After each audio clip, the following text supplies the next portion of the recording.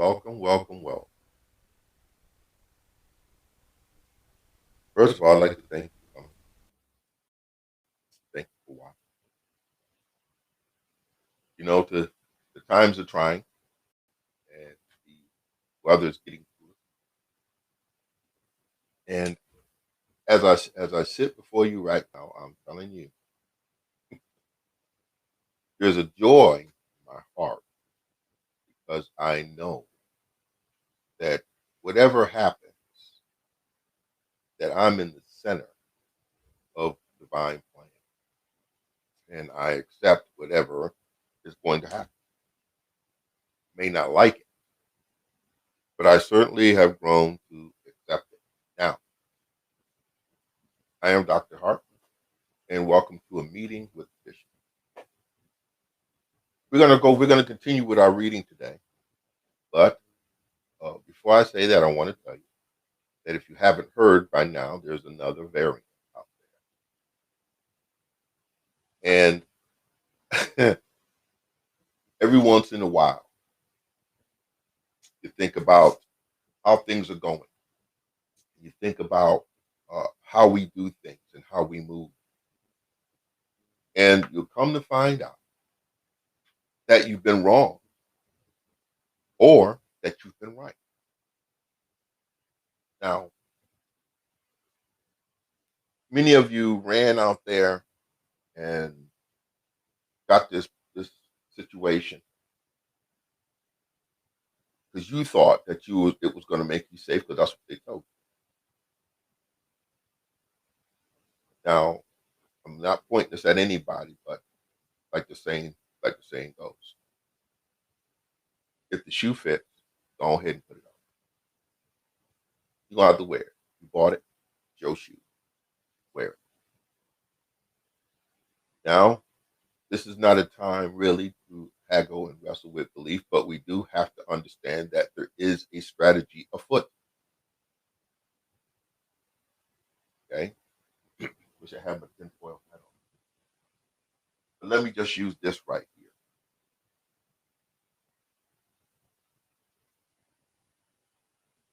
See, most folks think when you say something that it has to be backed up with theories, have to be, listen here. You walk outside in noontime, clear sky, especially in Texas. Oh yeah, it's hot. Now I could say it's hot,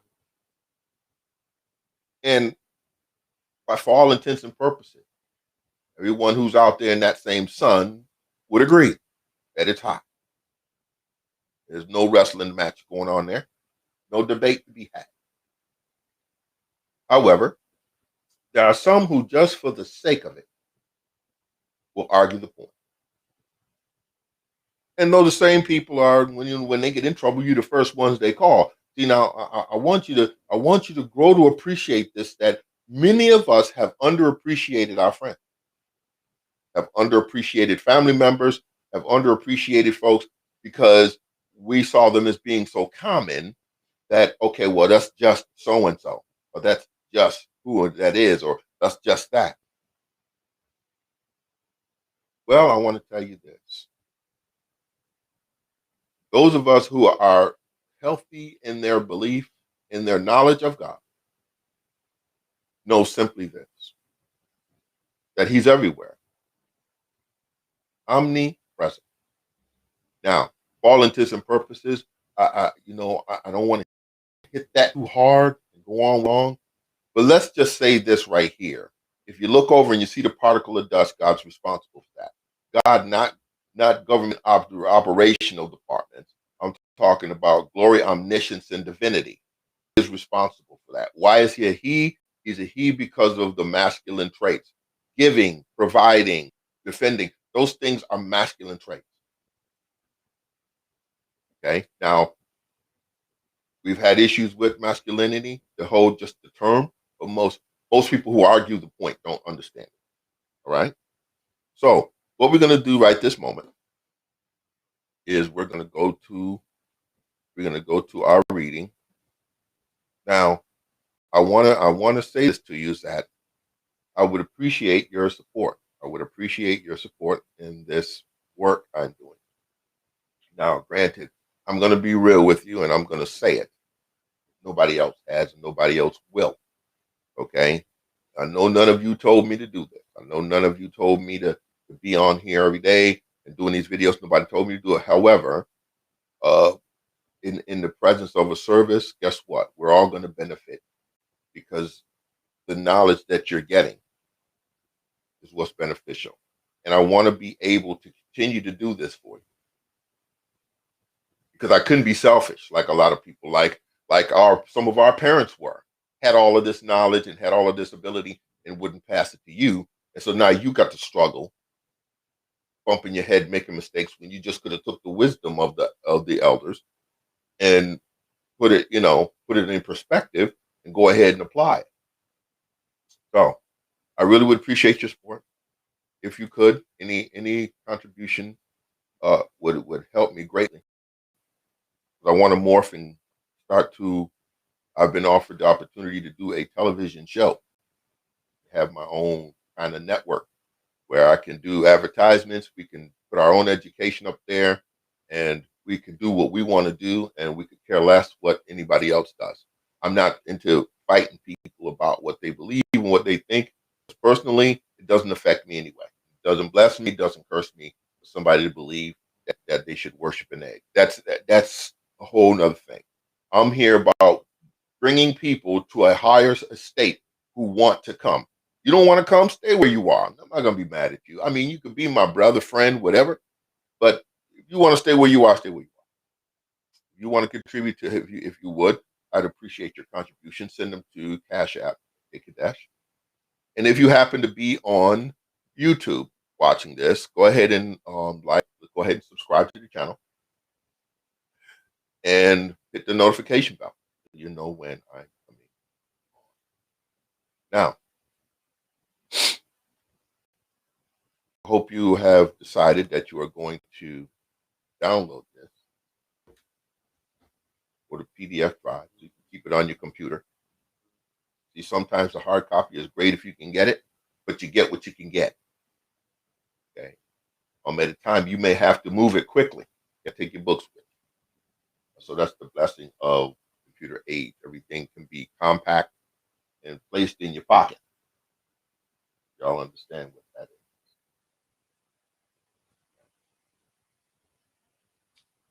Let us go on ahead to the reading. All right, here we go. Amidst the turmoil of events, do not lose your presence of mind. First, you got to have presence. I'm not listening. There are too many people getting involved in this stuff, and they ain't ready. How can I say it and make it any more clear? They ain't ready. How do we know they ain't ready? They ain't ready because they're him on and scuffling and stymieing. And no. You ain't ready. Your mind ain't. Okay. Now, for all intents and purposes, religion is supposed to provide you with a solid enough foundation philosophically that if all else fails, you can rely on that. However, many people have been taught and trained in a slave mentality. If I get in trouble, somebody help me do this for me. I don't have to think my way through it. I don't have to apply the principles that my teacher has taught me. Oh, wait a minute, Holly hasn't taught me. So people they just tend not to use that common sense, which at a particular time is not as common as it used to be. Remember, commonness depends on the time. But there are some things that are pretty much common. Don't hurt anybody. Don't lie to anybody. Don't lie to your parents. Respect other people. Okay? Don't be lusting after other people's stuff. Don't be coveting. Okay? Don't build idols. See, those things are pretty simple. Okay? But anything on the top of that can be flavored color. All right? But I know this, if I'm doing the right thing and I'm not hurting anybody, then I should be pretty much left alone. And I cannot and should not be in a situation where I'm trying to convince you to do what I do or to believe the way I believe. I'd be every bit wrong if I did that. So let's go to the reading, and it says the counterbalance strategy. In the reading, it reads, in the heat of battle, the mind tends to lose its balance. Many people know that. Too many things confront you at the same time. Unexpected setbacks, doubts, criticisms, and fear, criticisms from your own allies. There's a danger of responding emotionally with fear, depression, or frustration. It is vital to keep your presence of mind, maintaining your mental powers, whatever the circumstance. You may actively resist the emotional pull of the moment, staying decisive, confident, and aggressive no matter what hits you. Make the mind tougher by exposing it to adversity. Wait a minute, hold it now. Here we go again. Look at these. Look at these. You gotta get these nuggets here. Make the mind tougher by exposing it to adversity. Wait a minute, hold it. Does it say I need to be guarded? I need to stay home and start being afraid. I need to, make sure I screen my calls. No, expose it to a little adversity. Guess what? Because if you're listen here, I'm talking from the standpoint of someone who is trying to be righteous.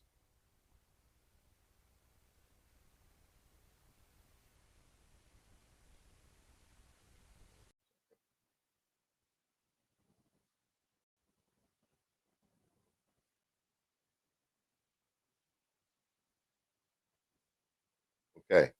I'm talking from the standpoint of somebody who's trying to be upright, trying to be righteous, and trying to reach that higher spiritual estate. If that's not you, then I'm not talking to you. However, you can glean off of these, and universal principles work for everyone. I believe further back in the reading, there was a psychologist, famous psychologist, who said that confrontation is therapeutic. Hello.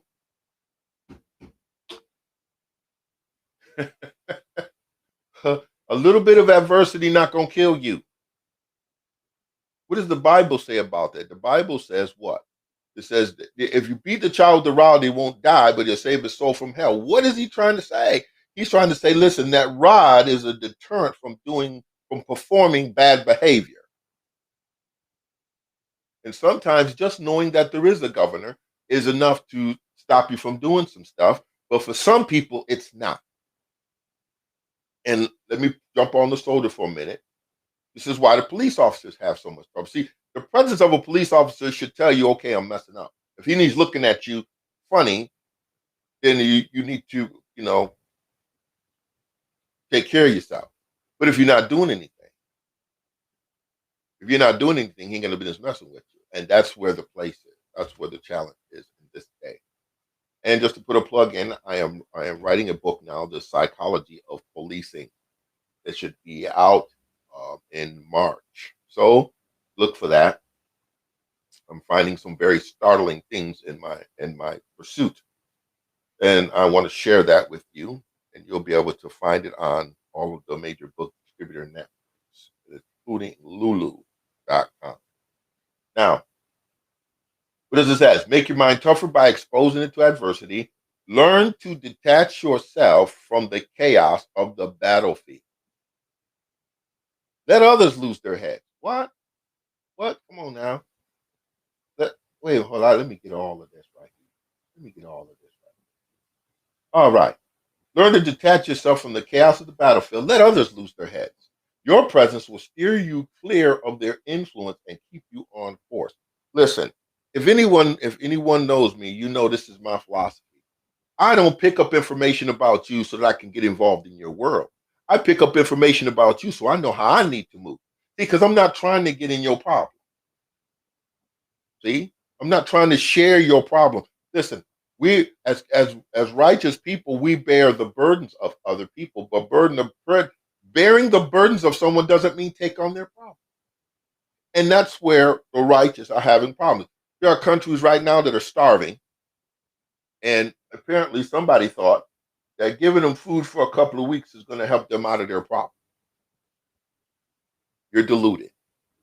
You're not doing anything but making it worse. Okay? Because everything that's not functioning will end up gone. Anything that's not doing what it's supposed to do will end up gone. Don't listen. Let's not play with this. Every night when you go to bed, I learned this from a guy who was one of my pastors. He used to sell this vacuum cleaner called the Kirby. Kirby was such a powerful machine that you could clean your mattress with it. I mean the old school mattress, not this new stuff, the foam, and not no. This was the old school that had that cottony hard fill in it. He put the thing on the mattress and he showed us the filter and he let that thing run for about 30 seconds. And you would see the skin cell, a whole layer of skin cells on the filter. What does that say? That says that skin cells die. When they die, they go away. You can make room for new stuff. When you go take a shower, what do you think that is around the tub when you take? Well, for some of you who take showers, what is that stuff you think is running into the drain? It's dead skin. Okay, some of it's outside debris, some of it's dirt of some kind, but most of it is the dead you is going away. So at some point, you're gonna have to let those things that are dying go on ahead and die, after them they can take care of it. They can take care of what they need to do and they get the learning so that they don't end up in the same situation. See, that's the problem with this country. This country is they don't learn. They don't learn. See, if you let things be left alone for a minute, then you'll see if it's really going to be contrary to you in the long run. I was watching a lecture yesterday. Dr. Joy DeGruy. She wrote a paper on post-traumatic slave disorder. And the reason she wrote it is because here are these young ladies that she's counseled and that she has to do social services with. And she's realizing, and she picked it out and figured it out, that we as dark Americans are suffering from centuries of trauma that have never been fixed. Okay? Years. Now, instead of light Americans leaving us alone and let us fix our problems, they're always in there trying to offer you solutions. And here's the news flash. You don't get nothing. Listen here. If you want this planet, you want this planet. Okay? But you're not going to, listen, you're not going to get anything. You're not going to get ahead any faster by eliminating a population. Because yours is dying. So you kill off the prosperous of population and yours is in decline, pretty soon ain't going to be none of you left. Y'all not listening. Anyway, let's keep it moving. Okay? Presence of mind must play a great role in war. The domain of the unexpected, since it is nothing but an increased capacity of dealing with the unexpected. We admire presence of mind in the apt repartee, as we admire quick thinking in the face of danger. The expression presence of mind precisely conveys the speed and immediacy of the help provided by. That's Carl von Clausewitz. Okay, now I was watching the movie The Last Samurai, and the light guy lived in the Japanese village, and he was learning swordplay. And as he kept getting hit, he make a move, kept getting hit. And the young samurai came up to him and he said, "Too many mind." He said, "What?" He said, "Too many mind." He said, "You mind the crowd, you mind your opponent, you mind what's going on. You don't have time to think about the fight." He said, don't worry about all of that. Just go ahead and get it. As soon as he said that, he was able to, over time, it wasn't a long time, acquire a draw against a master swordsman who was also a trainer. So I say that to say that to you. If this enemy, listen here, don't let anything stay in your mind. Don't commit that stuff to memory. If you need to remember it, let me show you what you do. Show you what you do. Okay, let me show you what you do. All right. You get one of these. This is called a journal. Get one of these. Because remember, you need to keep your mind clear for the battle that's at hand. And if you need to keep a record, put it in here. Put it in here. Get it out of your head. And then if you need to go back to it, yeah, go back to it. But guess what? Let this be your external hard drive. Stop trying to remember everything. Okay? There are many people that could have been good in college, could have got good grades, but they're trying to remember everything instead of taking notes. Take some notes. Listen, that's ancient. Most of what we have about that today was written or etched somewhere. All right? Let's go to the next section. The hyper-aggressive tactic. Vice Admiral Lord Horatio Nelson had been through it all. He had lost his right eye in the siege of Calvi and his arm in the Battle of Tenerife.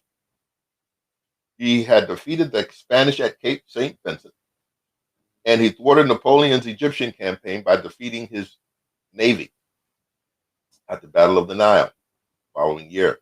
But none of his tribulations and triumphs prepared him for the problems he faced from his own colleagues in the British Navy as they prepared to go to war against Denmark in 1801.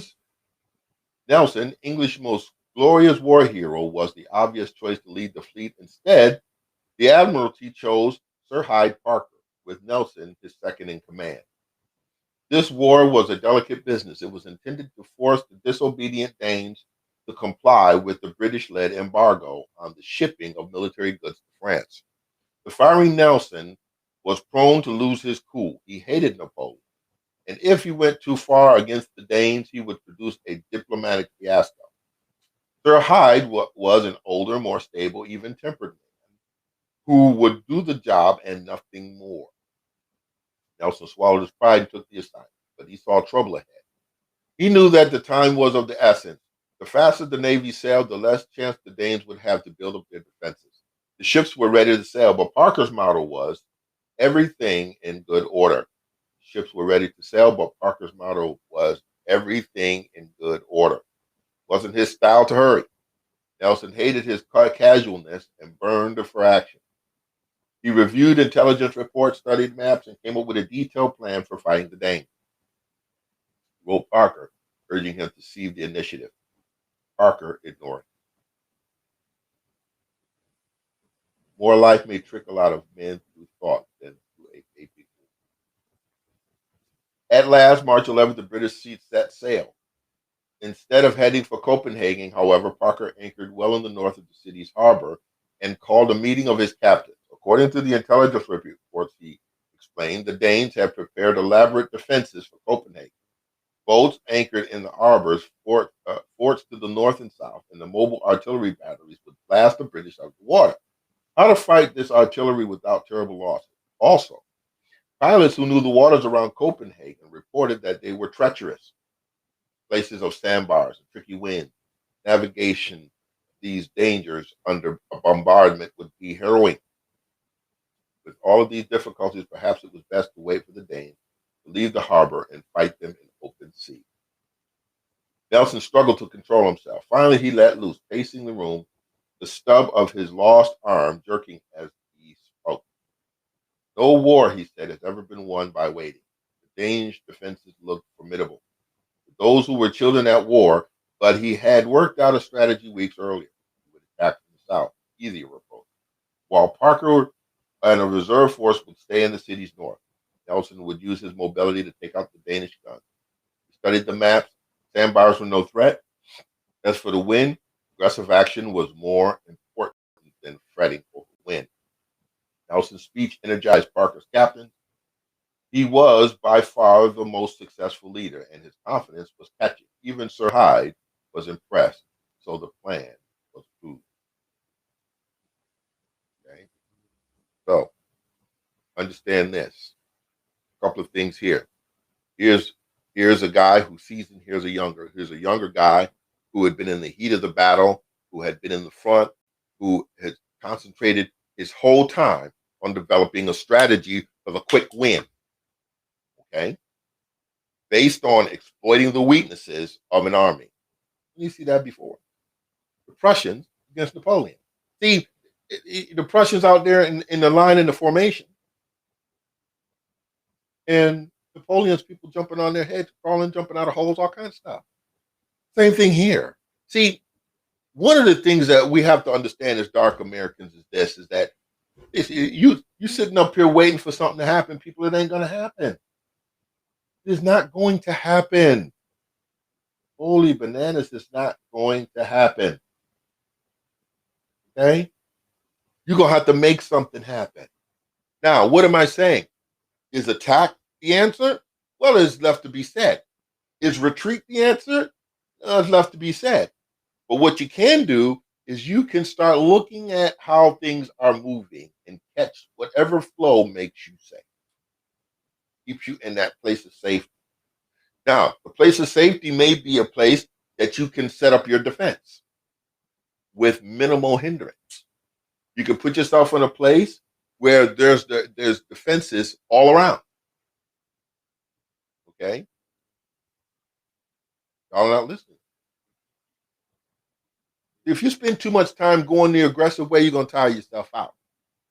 What did he say earlier up in the reading? Let's go up there.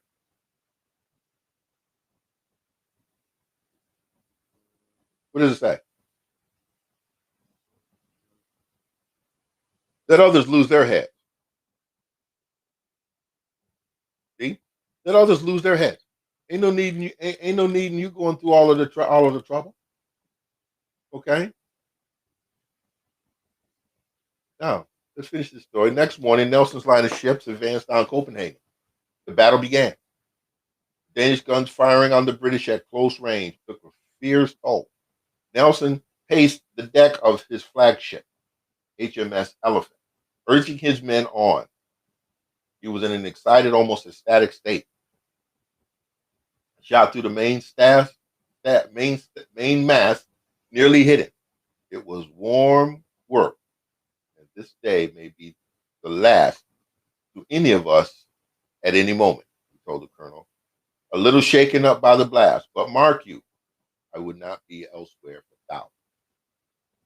Parker followed the battle plan from his position to the north. Now he regretted agreeing to Nelson's plan.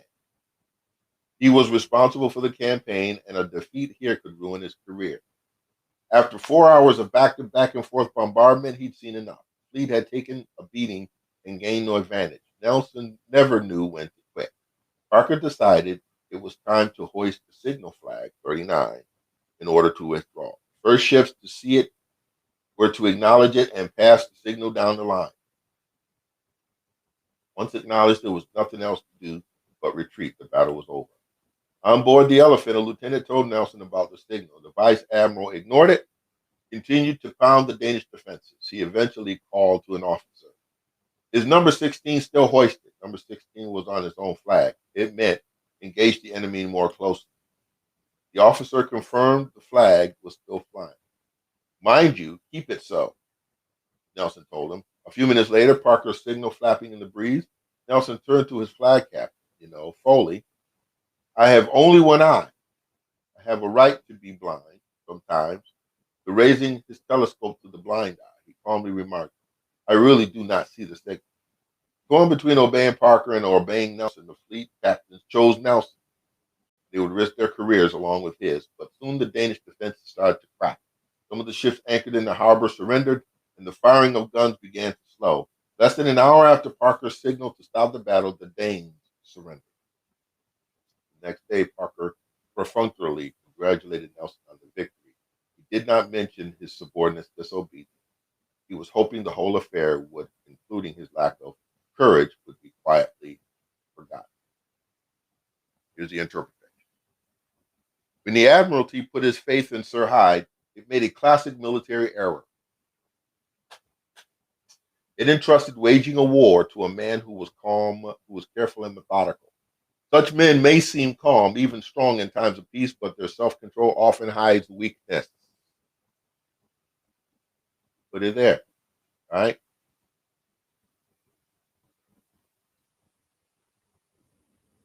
Trusting was the man who was careful and methodical. Such men may seem calm, even peaceful at times, but their self-control hides. The reason they think things through so carefully is that they are terrified of making a mistake. What if it might mean for them or their career?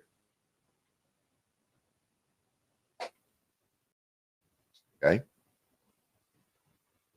See, let me play something. I'm sure that you can probably appreciate it for those who follow. I want you to hear this. The hell out of me is the damn punctified preachers and leaders who know the truth but won't speak it for fear that something bad is going to happen to them. The truth, speak it. And if you gotta die, damn it, die on the truth that you're a man enough to speak. What angers the hell out of me is the damn punctified preachers and leaders who know the truth but won't speak it for fear that something bad is going to happen to them. If you know the truth, speak it. And if you gotta die, damn it, die on the truth that you're a man enough to speak. All right. That was the Honorable Louis Farrakhan. See, when I heard that, I immediately had to share it because that's the. Y'all pray with me. I don't. Oh, man. You know, men are having a problem in this day and time. And one of the biggest problems we're having is the fact that we don't get a whole lot of respect from our women. Okay? There's kind of a good reason for it. Part of it's got something to do with dysfunction. But let's talk about our conduct as men. See, one thing I realized is that when I got rid of the idea that somebody not liking me was going to be adverse to me, my life changed overnight. I stopped worrying about whether people going to like me or not. And that boosted my courage 100%. This is why I keep doing these broadcasts. And I keep saying stuff that'll get you struck and everything. I'll say stuff that'll definitely get you blocked. But guess what? Really? You know what women respect more than anything else? See, if they know that you can get it done financially, if you have to kick some tail, and you got a track record of anybody that come against you, suffer heavy penalties, she'll submit to you just for the sake of submitting to you. She may not even love you. But if she chose you, she could be as out of love as she want to be, but she won't ever walk away. She won't ever walk away because she understands that that you are a novelty, and it's going to be hard to find someone like you, someone who can put it down and ain't going to play around with it. Y'all not listening to me. Time for us to stand up and start being the men we are. If you won't die for something, you'll fall. If you won't die for something, you ain't worth it. You got to be willing. Listen here. I listen as a musician. I get exposed to different genres all the time because we find our creativity in a riff that might be hidden in some jazz music, or a riff that might be hidden in some rock tune, or some hook that they done put on a rap record and they don't even realize the real value of it, but they making money on it and whatever. I get exposed to all kinds of stuff. And I listen to a song. And I noticed this about banging music, about guys who write these songs that glorify gang life. You know, the one thing that is a common thread is that they will literally go to the death for somebody in the gang. Okay. I was listening to a tune by C Murder. And the name of the tune, some of you may know it. This is what he says. He says, "This is who I am, and I ride for the cause. I'm the guy who's riding with the big. And if anybody mess with this guy, I'm gonna put their name on the wall." See, and it's not just me. I got this guy named Mr. Magic. Let me tell you something special about Mr. Magic. See, he likes riding with him because he don't care. He will have red stuff flowing out your head. He'll kill you. Okay, I say I don't like you. If any one of us say that you causing a problem, he don't care. Okay, anytime, anywhere. So can you imagine somebody that loyal that in the middle of their sleep they may be intimate with their partner, they may be eating dinner, they may be watching the game, and you say, "Look, so and so did something." They abandon that, lock and load, and go take care. How many women would feel that about you, guys? And if she ain't worth it, get rid of her. Go somewhere. Okay? Stop trying to make her something she's not. You can't make her loyal. You can't make her honorable. You can't make her none of that. She's supposed to come into the program with that. Okay? And see this is, and see here's the point. If you're not willing to take a bullet for that guy, you and him not don't have no relationship because he can't trust you to have his back, and I'm sure that you know that he don't trust you, so you won't trust him. Y'all will be laying. Somebody will be laying in the street dead, and somebody else hide. Reminds me of the Bible. Reminds me of Peter. Everybody know him. Peter and Judas. At least Judas was up front with it. Took the money. To listen. When I kissed, that's the one you see. He never let Jesus think for 1 minute that he was loyal. Never let him think for 1 minute he was honorable. Nothing like that. He just kept quiet, kept following the crowd. But Peter, on the other hand, was always trying to convince him of his loyalty. Always trying to convince him that he was had his back forever. And Jesus said, and almost, I know Jesus.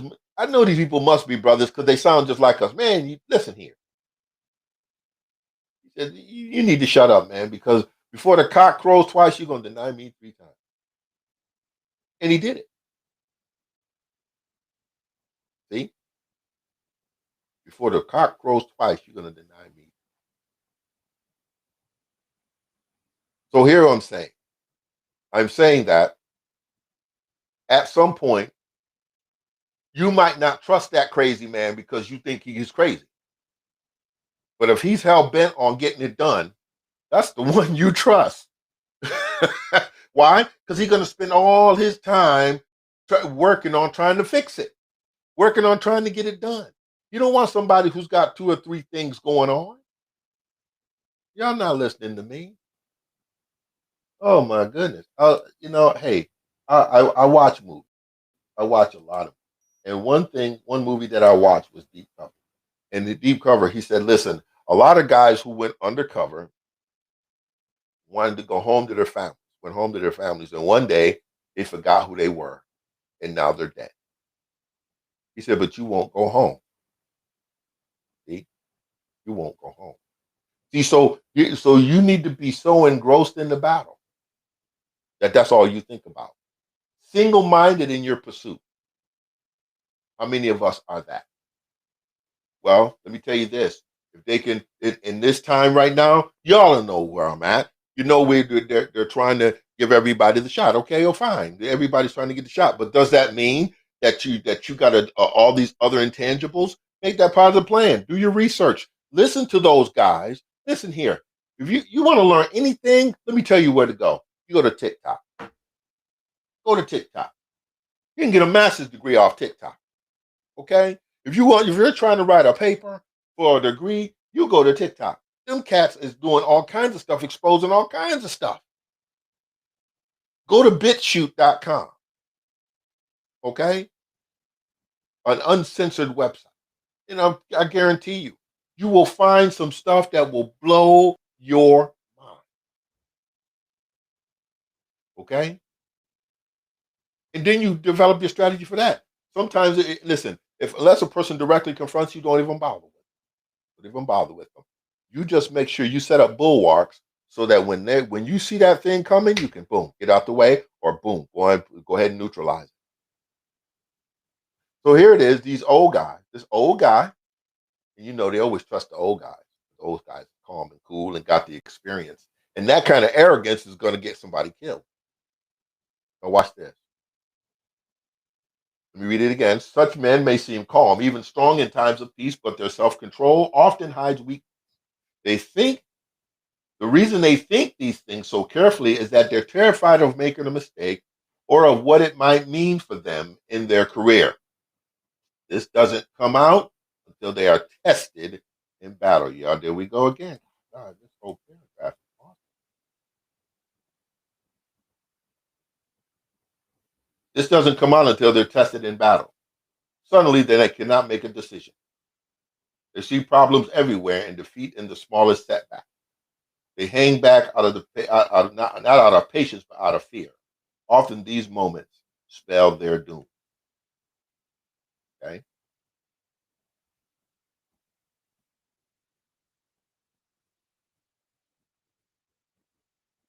Okay?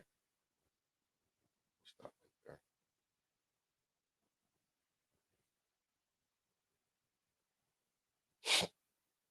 Sometimes we have to get to the point. We talk. At some point, we're gonna have to get to that place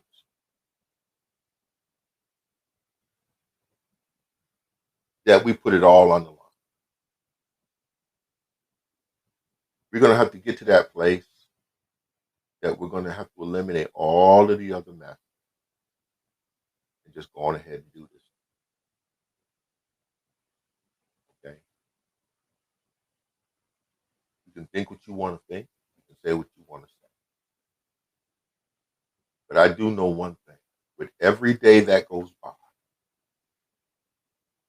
if you go to bed at night and you haven't thought one iota as to what you're going to do in case of an emergency,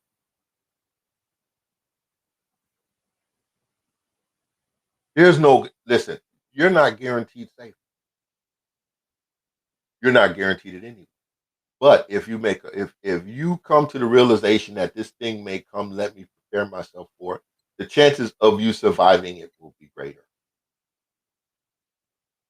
I'm reminded of those people that had issues in Hurricane Katrina. I'm sure they didn't think in a million years that a storm would come through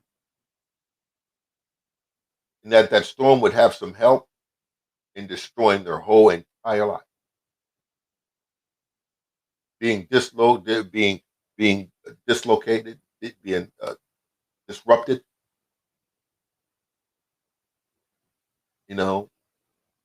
displaced, hungry, lost all your possessions. You got no job now. You got nothing because of a storm and a little bit of help from an outside. I wouldn't doubt that if it was an attempted genocide, I wouldn't doubt that at all. There's reports that reveal that the storm had a little help. Okay? So, what I don't want you to do, if you're listening to this right now, my appeal is this. My appeal is that you do some soul searching and you figure out what's important. Because if we can't tell you We can't tell you what's important to you, but you go ahead and do some soul searching and you look at and examine yourself and see what's important. Okay. And if you have children, that ought to be a no brainer. If you're a man, certainly ought to be a no brainer. If you're a woman, listen here. Right now is not the time for you to go buck wild crazy. Now is not the time for you to be arguing and fussing.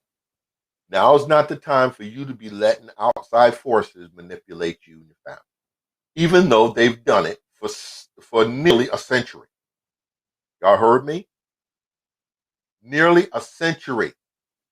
They have been manipulating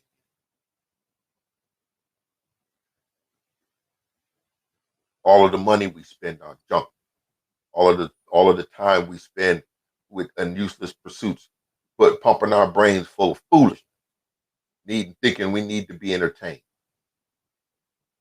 I guarantee you, let me say this to you. If we stopped watching Netflix for a month, Netflix would be in trouble. Hulu, all of those ones that you have to pay for. Okay, HBO, Showtime, Voodoo, all of them. If you stop watching TV for a month, they would have HTP. I'm here to tell you. But they know you ain't gonna stop. They know that you're not gonna stop buying Newports. They know you're not gonna stop buying beer and liquor. They know you're not gonna stop. So they don't even feel threatened. Not in the least. And so now they're agents. You don't think they're agents? Guess what? Think again. How do you think the African back in the 1500s? What do you think they traded for?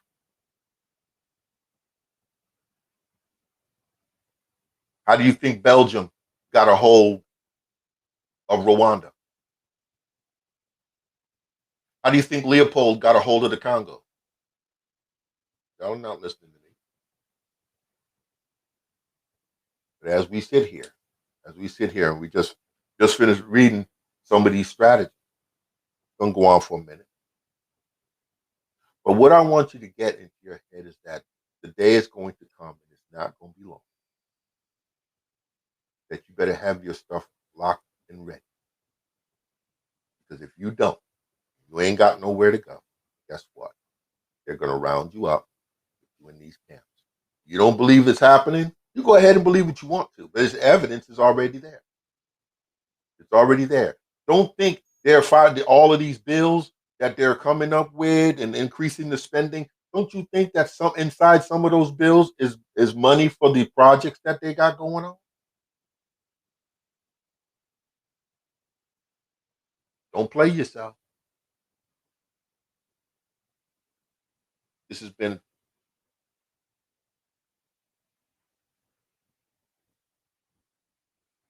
a meeting with the bishop. You all have a great